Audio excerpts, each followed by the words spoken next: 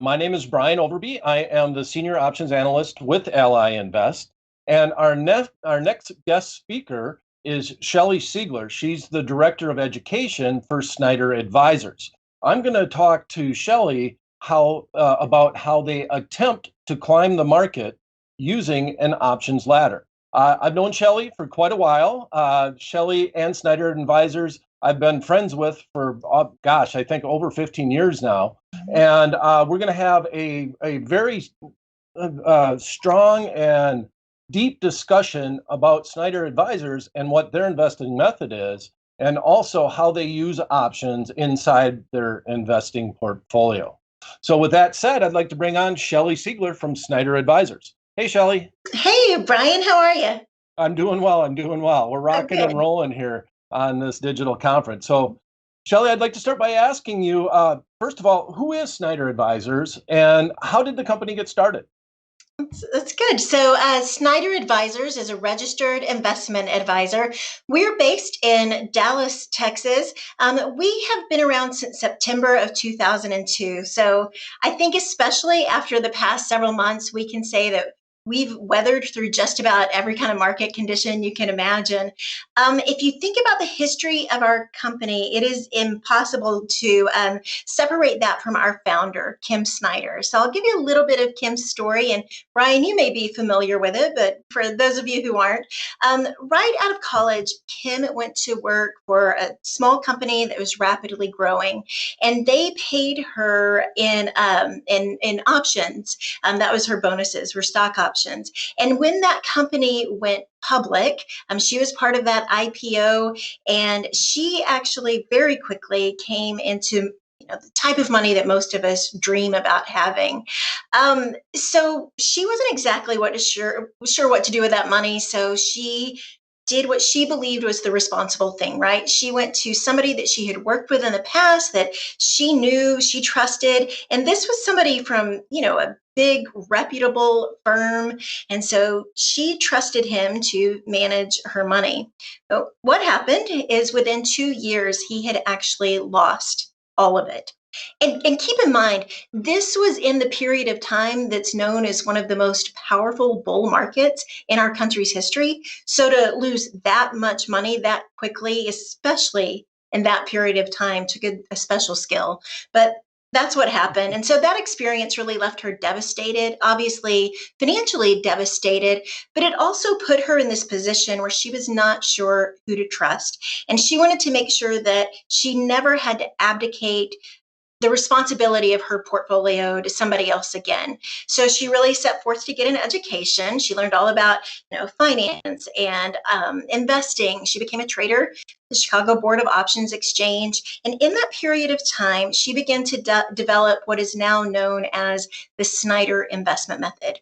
So the Snider investment method is what Snider Advisors is known for. It's the cornerstone of our business. Now, from now until when Kim developed it, it's certainly evolved and it's changed. But what has not changed is that belief that we want investors to know exactly how their portfolios are being managed. So, for example, we offer full asset management services. We currently manage and advise on over $100 million using the Snider investment method. But what makes us unique is that we will teach people the exact strategy we use, so that they don't have to pay us to manage their own portfolio, so that they can totally do it on their own. Now, one last thing about our history. Kim Snider, who is our founder and my personal mentor, she has since retired. Now, as you know, Brian, Jesse Anderson and Tyler Curtis own Snider Advisors. They've done a fantastic job. And, we do our very best to stay true to the legacy that Kim created. Oh yeah, definitely. And I do. I wonder. I hope that Kim's out there watching us today. But Me too. Kim, yeah, Kim, that would be awesome. Yeah, that's how I got introduced. Was my first introduction to Snider Advisors was running into Kim and actually talking a little options with her. And I had attended one of her events way back in the day. So that brings up another question. When you're thinking about your registered investment advisory clients and all your other clients, it seems like you put a big emphasis on education. Why is that so important to Snider Advisors and your business model to make sure that your clients are educated on what you're actually doing? It actually gets back to Kim, right? So if you think about the way it's traditionally worked in our industry, there has been this reliance on the wealth manager, and so they had all the information, right? And they took the investments and they kind of did that behind a closed door, and it really didn't matter if the individual investor knew what was going on with their money. So we really try to just break that model down. What we do is we take the information that traditionally has just been in a book or just been in the head of that wealth manager, and we break it down in a way so that it's easy to understand and so that we can give it to the individual investor. And then once they have that knowledge, they're able to actually use it, right? And that's really powerful because that gives them control. It gives them control over their investments and their portfolio and their financial future and their retirement. I mean, that's everything. And I think there has been this belief for a long time that it needs to be the professional who's taking care of everything. And to that, I would say, nobody's ever going to care about your money more than you do. And because of that, you're uniquely qualified to be in control of your investments and your finances.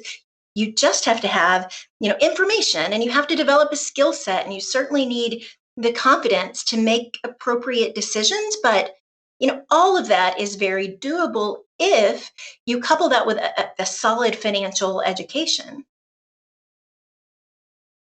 All right. So, Shelley, that's a great intro on Snider Advisors and some of the thoughts and behind how the company got started and some of the methodology. But today we've actually been talking a lot about just diversity in clients, in the world, in your portfolio. So, you as a director of education for Snider Advisors, what is your background and what actually drew you to the financial industry? I'm very curious to hear your backstory. Well, my guess is that it's a little different, probably, than the typical person in our industry. I actually went to college on a performing arts scholarship. Right after I graduated, I became a high school theater teacher, which is a lot different than investing, but I will tell you it was super fun. I absolutely loved it. I still think about it and miss it all the time. But I reached this point really in my life where I realized, I was probably in my early 30s. From the time I was 5 years old, I had been inside of a school that entire time. And I just wanted to know, what else was there for me to do in the world? And so I began to take classes. I took classes on investing and business. I went back to graduate school. And at the same time, Snider Advisors was looking for somebody who could do a couple of things. So they wanted somebody who could give Kim a break. Up until then, she had been doing all of the teaching and speaking. So they were kind of looking for somebody who could step in for her. But they also wanted somebody who could take these educational initiatives that they already had in place and really develop those and expand them. And lucky enough, they were not looking for somebody who just had an investment background. They really wanted somebody who could teach, who knew instructional design and learning theories and have platform skills. And that was obviously very fortuitous for me. It definitely changed my career and it changed my life. But when I think about it, I think it was really smart of Snider Advisors to look for somebody like that, because that educational background, it really has allowed us to create resources and programs and courses that most small firms they're just not able to offer. All right.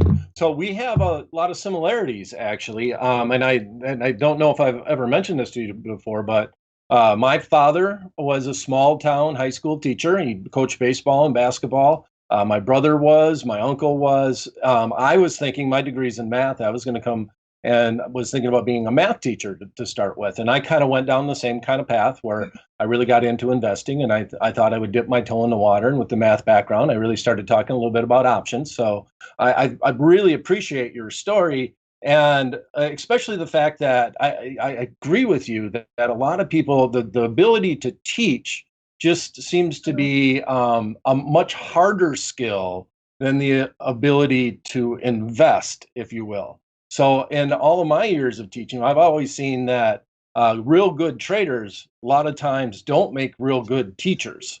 So they can trade a lot, and especially more active traders overall, but they're not really good at conveying that thought. So I love the fact that you come from the theater background, that you were a teacher, and obviously it kind of makes us a little bit, I understand why I enjoy your presentation so much over the years and all the time. So, well, I enjoy yours too. I don't know if you remember, but I took a class from you many years ago, and it was an option class. It was fantastic. yeah, that's when I was with the Chicago Board Option Exchange. I was Yeah. working there as a senior staff instructor. Yep, I recall that. Yeah, those are good times. It's been a while. All right. So now let's get into the methodology. Let's talk a little bit about your philosophy and methodology that is behind the Snider method that you've already mentioned. So, how does options play a role? What's your philosophy overall on picking stocks? In general, what are you doing inside your registered investment advisory platform? That's there's a lot to that. To There be is. fair, it would probably take me about 8 hours to teach all of it. So I'll kind of give you a condensed version. But one of the primary focuses of the Snider investment method is that we believe the number one job of your portfolio is to produce a paycheck. So we have a real focus on using our portfolios for cash flow or for income investing. We also believe that market timing is a lie. So we're never trying to, get in and out of the market. We are definitely long-term investors.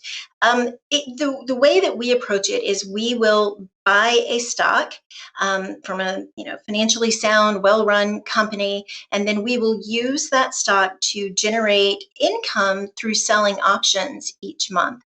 Now, we definitely, sell covered calls. We sell cash secured puts. I should mention we use covered calls month in, month out. They're really our bread and butter. We do sell cash secured puts, but we use them more sparingly. However, it's not as simple as saying the Snider investment method is a covered call strategy, right? There's so much more to it, how we use our cash and how we structure our purchases. What we do instead of using covered calls is this standalone technique, we incorporate it as part of a more comprehensive approach to investing. Right. And I think that's why I like the title of your event that we came up with today, Climbing Your Market with an Options Ladder, because that's really what you're trying to do by using the options and connected to an actual stock portfolio to try to generate some income above and beyond even dividends that the stock might pay. So, who's your typical client for Snider Advisors? Where do they usually come from? What are they looking to achieve? Just in general, who seeks out Snider Advisors? That's a good question. If I think about, I've met and taught most of our clients throughout the years, and the first thing that kind of comes into my head is we really do attract a certain personality type, and I think it is because we have that focus on do-it-yourself investing. So we like people, or I should say, people who like us are people who like to be in control, right? They want to be the ones pulling the trigger. They want to have the knowledge. I think we attract a very analytical group of people. I feel like I've taught so many engineers and pilots, and I don't think I've ever taught a live event where I didn't have an engineer and a pilot. In fact, and if you think about the broader sense, who we really appeal to are people who are nearing or entering retirement. Because if you're in that situation where you're trying to figure out retirement, the single biggest issue you're going to face is how do you take your retirement portfolio, so this pool of money that you worked your whole lifetime to create, and convert that into spendable income that you can use to pay your bills and put food on your table and sustain a reasonable standard of living. So I do think a lot of people who come to us are in that situation where they're really thinking about retirement. Now, having said that, I want to be fair. Just because you generate income, there's no rule that you have to spend it, right? I mean, you can reinvest the income that you're making and get compounding benefit over time. And then when you are ready to retire, you don't have to find another approach to investing. You just have to start, we call it collecting your paycheck, or turn on the distributions or withdrawals from your portfolio. All right. So, with that said, And I know you've done a lot of education with your clients in general and just education across the entire country on option trading and your investing method. What are some of the most common mistakes you see from investors in general? And then I'm going to tie in another question with that. What are some of the traits that help make someone a good investor? Okay. Those definitely correlate together. I think some of the most common mistakes that we see relate to kind of investing 101, that people do not understand their objectives, their time horizon, and their risk tolerance. And I actually think it's that risk tolerance piece that they get wrong. It's like they either go too conservative, and in that situation, if you think even about like the recent market volatility, that's been scary for a lot of people, and they have this natural inclination where they want to just take their toys and go home, right? They want to take their money, move to all cash, hide it under the proverbial mattress because that feels safe to them. That feels safer than dealing with volatility.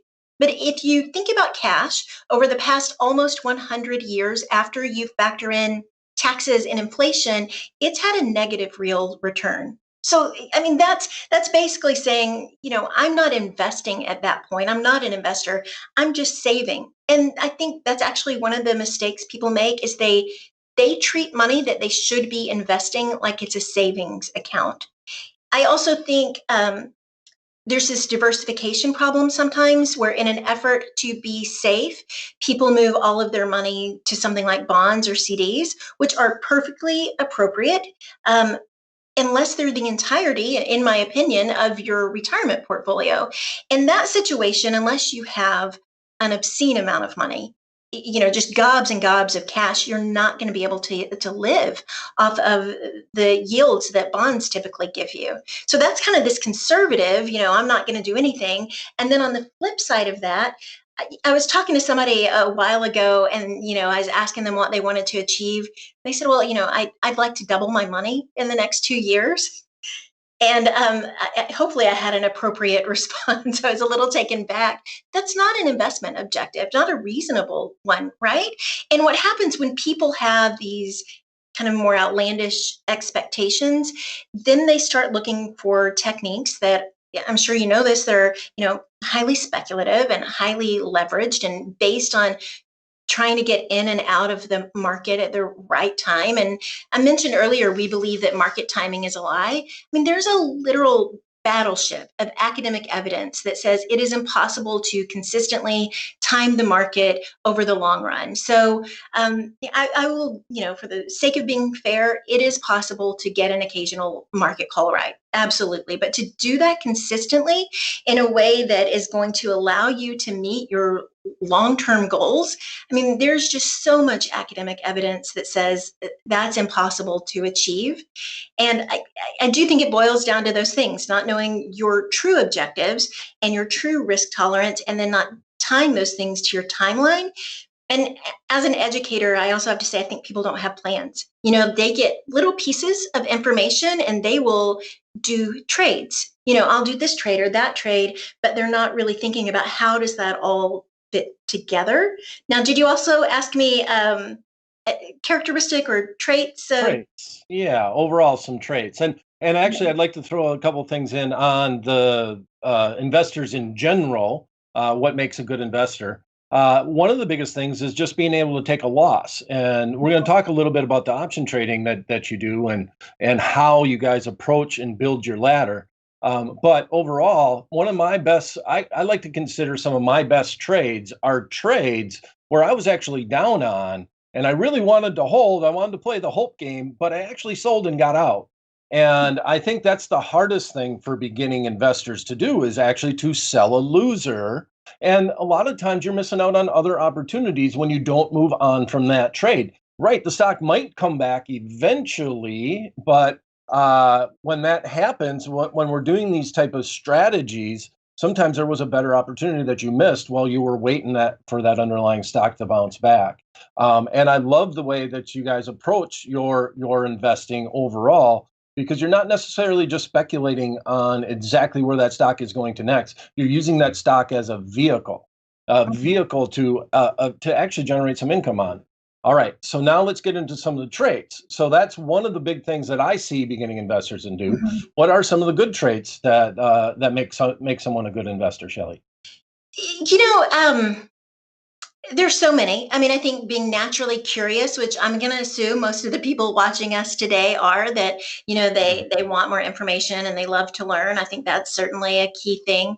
I think it's actually it's slightly different and similar in some ways to what you were just saying, that they don't they're not always rational, right? They don't always stick to their plan. So you can learn from the most brilliant guru there is, and you can have the best plan that's ever been created, but if you don't stick to it, you're never going to reap the benefits of it. Now, the Snider investment method is a long-term strategy, and as you said, we do own the stocks, and we will hold stocks if they go down in price. um, and sometimes that can be really hard, right? If you think about the past couple of months, how hard it has been to hold on to some of those positions, when there is, a 24/7 barrage of bad news. We're in the middle of a global pandemic, and every time you look on the news or through social media, it's just, bad stuff coming at you. And that's really hard for investors. If I think back though to say 2008 and the great financial crisis there, I was receiving phone calls all the time from clients. I did not feel like an investment advisor in that period of time. I felt more like a therapist, right? These people were calling, they were panicked about what was happening to their Mhm. money. Um, and I will say those investors who did sell in that period of time, right, who bailed on their positions, I think they regret it, right? I mean, it's very sad. They had these paper losses that they locked into an actual loss, and they missed the recovery. But if I look at our client base, it these people who actually continue to hold their positions through that period of time, they are by and large our happiest clients, our most satisfied Snider method users, right? Because not only did they not experience a loss, they got to reap the benefits of, the decade long recovery that happened after that. But that takes a lot of discipline. Maybe that's one of the best characteristics when we're talking about investors.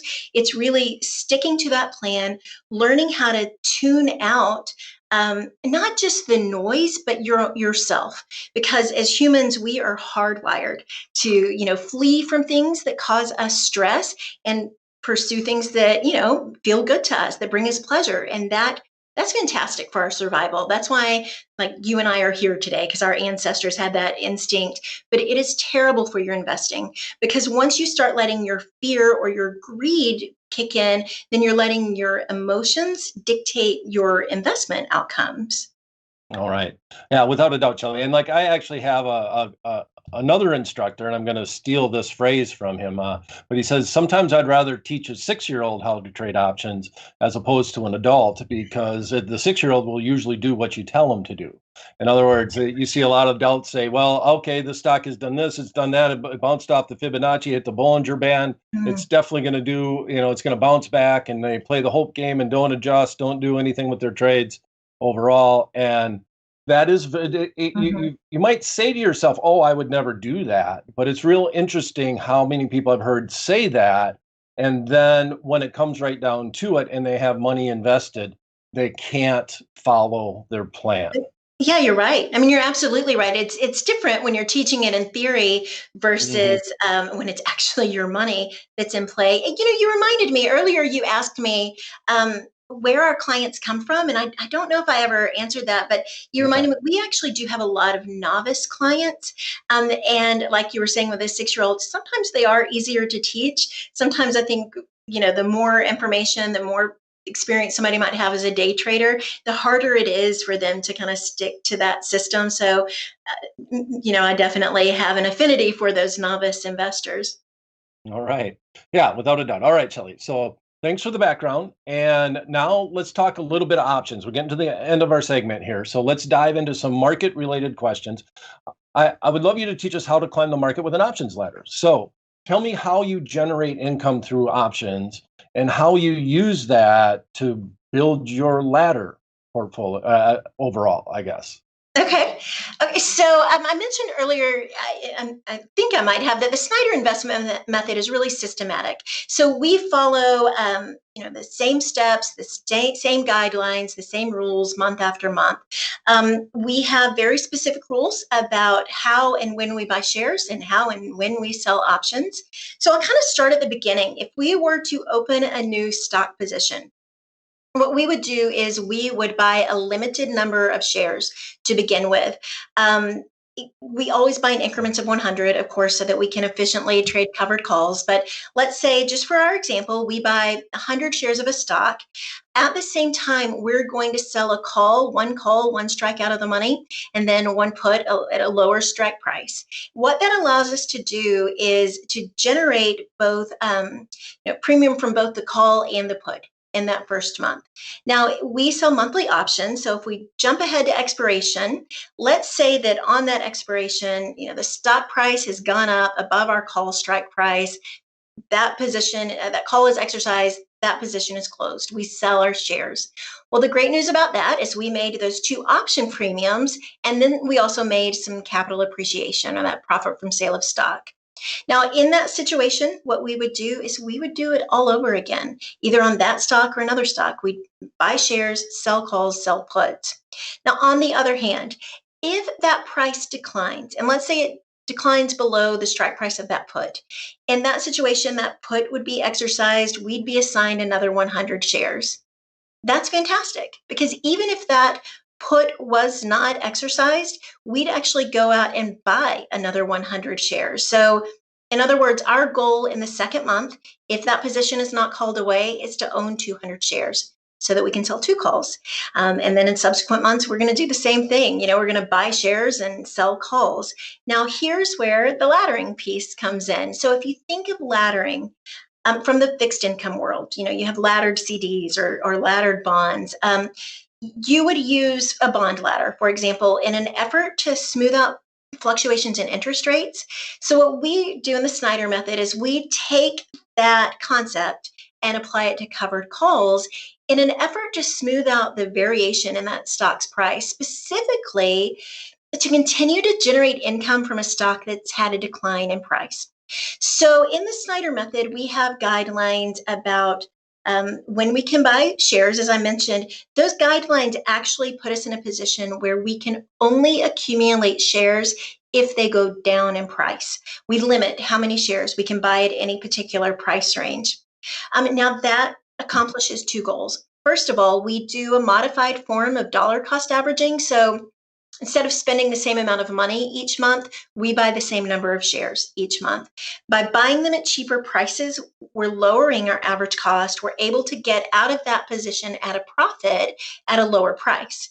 Additionally, if you think of each purchase that's made as the stock is declining as being a rung of your ladder, as those prices go down, we're able to sell calls over a wide range of purchase prices and stock moves, right? And so what that allows us to do is to take a stock that has had a precipitous decline in price and still be profitable.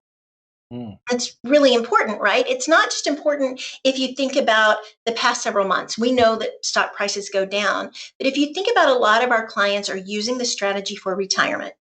And we know that the average couple is looking at, say, to spend 30 years in retirement. In that 30-year window, they are going to experience both bull and bear markets. And outside of an official bear market, there are going to be regular declines. They cannot use a strategy that only works when stock prices are rising. And that is really why this laddering concept is so crucial in our strategy. All right. So with that said, if you think about and that's where the term calls and puts comes from, right? Because you're selling that call saying, please call that stock away from me. And then if the stock goes down, you're saying, please put that stock to me. Right. And that's what you're doing when you're selling option contracts. You're saying, go ahead and call it away. I'll get cash now for saying I'll sell my stock later. And then you're also with the puts, you're saying, gosh, but if the market goes down more, I feel confident in this company. And go ahead and put stock to me. I have the cash. I'm willing to buy more. And if Right. anything, I can sell more calls against it. So I did pick up something from what you said. You said you usually trade monthly options. That's the expiration period that you like to sell. And my question then is, why? Why do you like monthly options? Why not use the weeklies that expire week in and week out? It is a really good question. It's one we get a lot. I mean, there are a couple of reasons for it. So, one is our primary objective is consistent monthly income. And so, those monthly options certainly give us the opportunity for that. It also gets back to what would you rather spend your time doing, trading or living your life? So, we have the opportunity to trade 12 times a year instead of 52 times a year. There's also research that says the more frequently you trade, the more likely you are to actually lose money. So we want to find that balance there where we're trading enough to generate, that consistent monthly income, but not so much that we could ever be doing something detrimental to our portfolio. Oh, yeah, excellent, excellent, without a doubt. Okay, so now please be putting your questions in, and we're seeing a lot of them come into the chat box. We're going to save some time for that to try to answer as many of those as we can. But before we get too far along, I got a couple that I'm going to start with right away here on the questions. We got about 10 minutes or so that we can answer some questions. How can they learn more about Snider Advisors? Tell us a little bit more about your website and everything else that's involved. Well, I love that question. I'd love for you all to learn more about us. We have a website. It is snideradvisors.com. You can go there. You can learn about, the Snider investment method. You can learn all about Snider Advisors. Our website is really focused on education. So we have a great blog. Every blog post we write, we attach like a handout to. So, a checklist or some sort of guide or resource that you can use.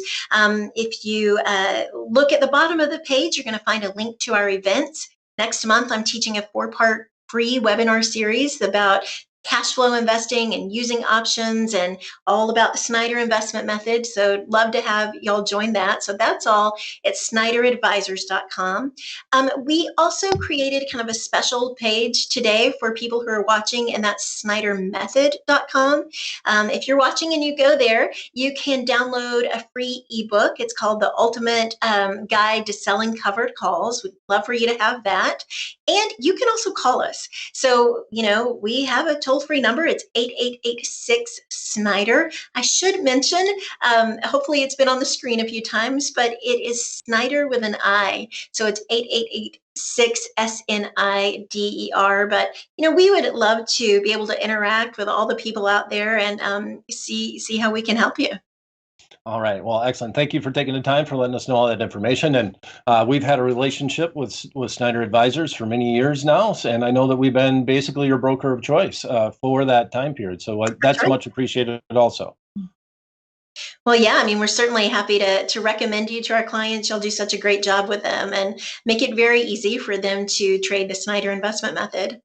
All right. Let's get to some of these questions. They are piling up. Okay. So I'm going to start with the first question, a very simple, short question.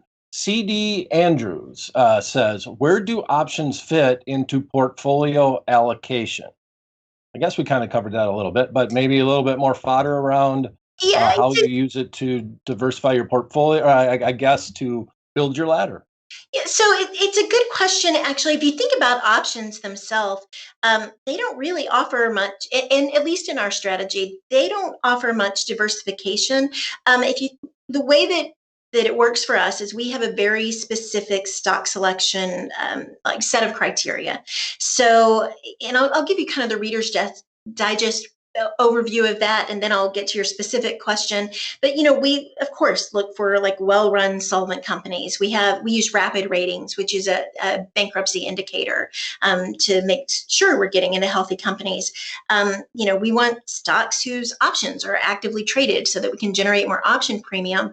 But really the last bucket of information that we use when we select stocks, we have screens to make, I shouldn't say screens, we have things in place to make sure that all our accounts are appropriately allocated, meaning that we don't ever want too much of your portfolio to ever be in one particular stock. We don't want one stock to dominate your portfolio. We also use sector and industry diversification to make sure that there's balance there. What's interesting is a lot of our clients don't have one account. They have multiple accounts. They'll have his and her IRAs, and then they'll have a trust or a taxable account. We actually use that sector and industry diversification across the big picture, not just in an individual account. For us, the options don't actually offer that type of diversification. It's the stocks that do, and then we just use those options to generate income from the stocks that we hold in our portfolio. All right. And then I have Mohammed that has a very similar question. I think I'll let you just give a little bit of fodder, maybe around the software that you use. But what criteria do you use for selecting the stocks that you're going to trade options on? Okay, so I touched on that a little bit, but I'm happy to give you more information.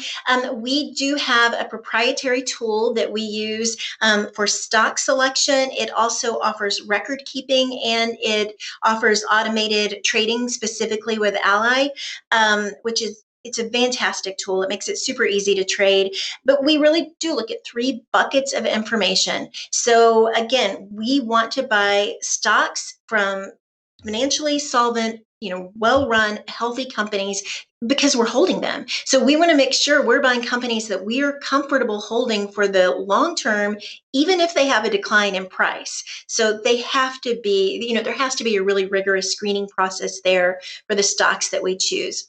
The second bucket is options. I mean, our goal is income, right? So we have to make sure that in the big picture, if a stock doesn't have options traded against it, it doesn't serve a purpose to us. So it's not just, though, that there's options available. We measure open interest and volume to make sure there's liquidity there. We choose options that have richer option premiums specifically on that covered call. So options are a key component of our stock selection. And then the last thing is what we were just talking about. It is not a one size fits all. We are not going to make the same stock recommendation for all of our clients because they're all unique and individual, and they have different account types and different amounts of money that they're working with. So we make sure that we are looking at, it's tailored to their account, their diversification, and their specific allocation. All right, Shelley. Well, this next question here from B. Berg is actually for both of us. So first of all, the person asks, I'm not quite sure if a he or a she or what B. Berg is, but overall, does Ally have a video on using the Ally Invest platform to trade options? That's to start with. Well, I'm going to tell you that I'm actually going to be doing a webinar on spread option trading here right after we get done with Shelley and Snider Advisors, and I'll be showing off the platform a little bit in that webinar. And then also you can check out our stock play of the day. It's Mondays at 12 p.m. We do a live trade on that show. We actually show a trade.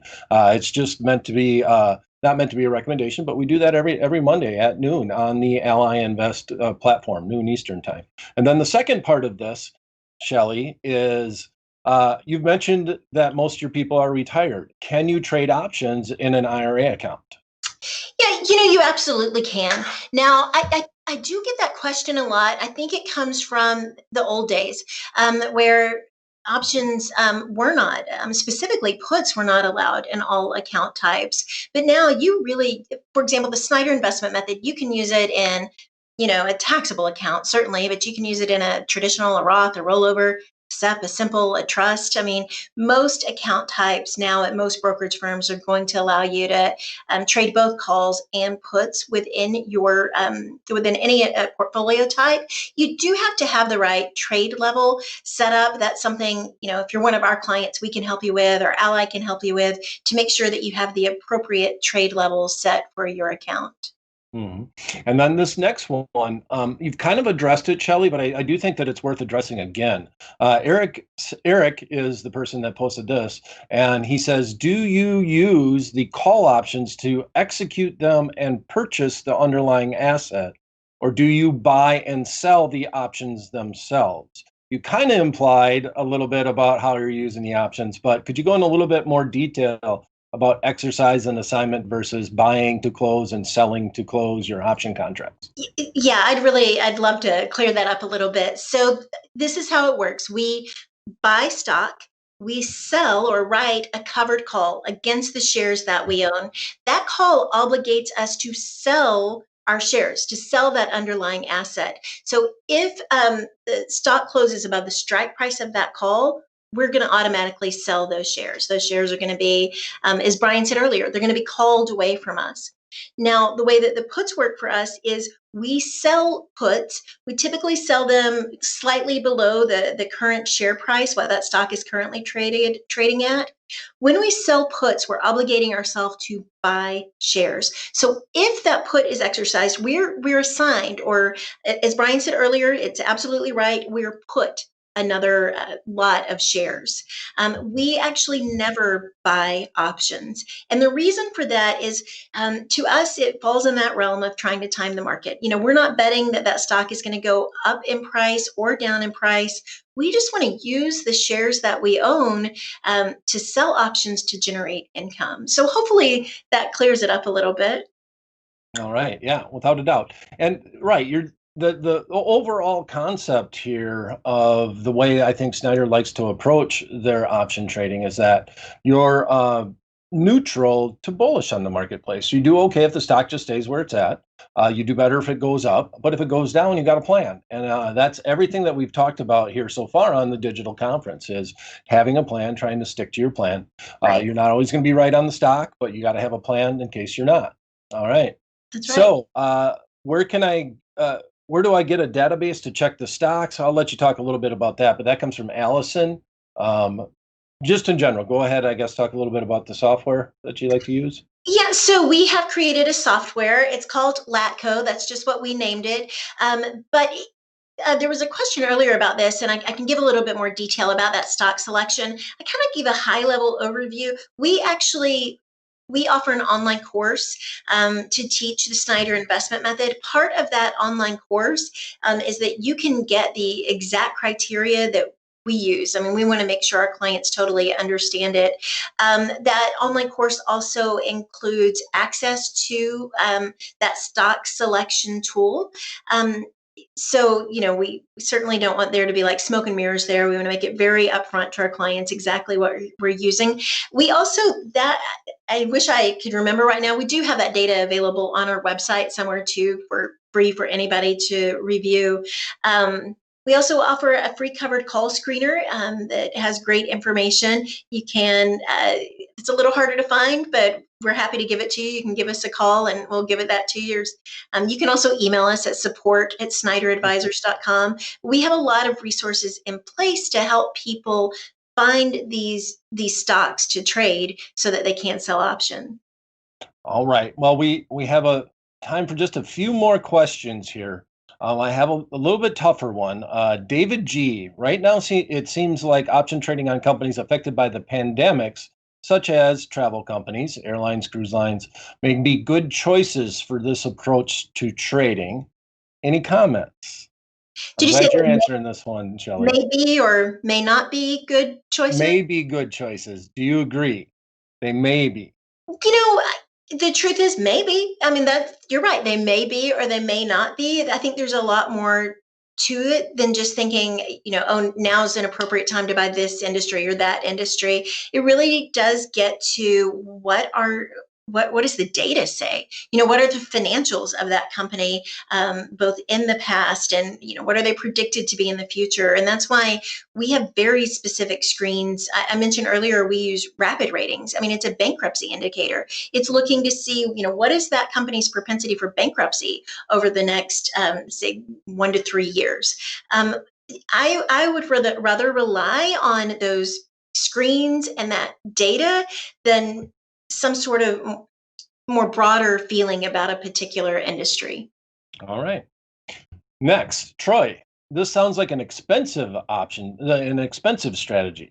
How would someone begin with an order to be successful with covered calls and cash secured puts? An expensive strategy? A little bit. Did you grasp that overall? This sounds like an expensive strategy. How would someone begin with an order to be successful with covered calls and cash secured puts?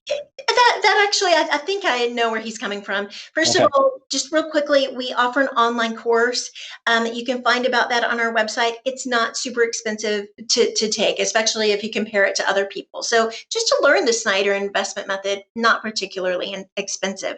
To use the strategy, to be clear, you can, as long as you can buy 100 shares of a stock, you can sell a covered call. We do have a minimum investment, and it's $25,000. So that's the minimum amount that we use in the Snider investment method. The reason for that relates to that ladder. It's how we structure our purchases. It's, we want to buy quality stock. So we don't start our strategy with a stock that's trading at less than $25. We'll buy it if it drops below that, but there is kind of that floor there where we'll make that initial purchase. So, if you think about us being geared towards retirement more, $25,000 is not a retirement size portfolio. So I think expensive is all relative. But to create that ladder, it does involve making more purchases of a stock. So you would have to have enough capital set aside to accomplish that. I think that's what the question was. I think that sounds good overall. Okay, so David G had a question about the expiration. That might have came in after we addressed it, but we did talk a little bit about why you're doing monthly options. Mm-hmm. And then the last one, I think this was a great one to end with, Shelley. Allison asks, do you suggest investing in options for a beginning investor? I do. Yeah, I do. I think what's more important than your experience level are your objectives.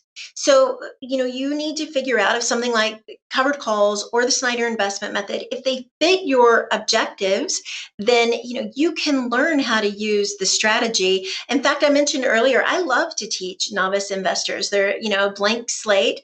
And I will also add, our courses, first of all, covered calls are not that complex. I mean, they're relatively easy strategy to learn, but the way that I teach is I give you pictures so that you know what an option order form looks like. So there's never a question about what you're doing, right? We want you to have that education and that confidence. And, we offer ongoing support. So anytime one of our clients needs help or has a question, we actually offer remote trading assistance. So at no additional cost there. So, I mean, it's a fantastic service. And I also know that Ally has great customer service as well. So you'll have plenty of support if you do decide to move forward. All right. Well, that was a great event. I really enjoyed catching up with you, Shelley. It was great that we had some time together. We got to schedule more digital conferences just so that we can chat. I agree.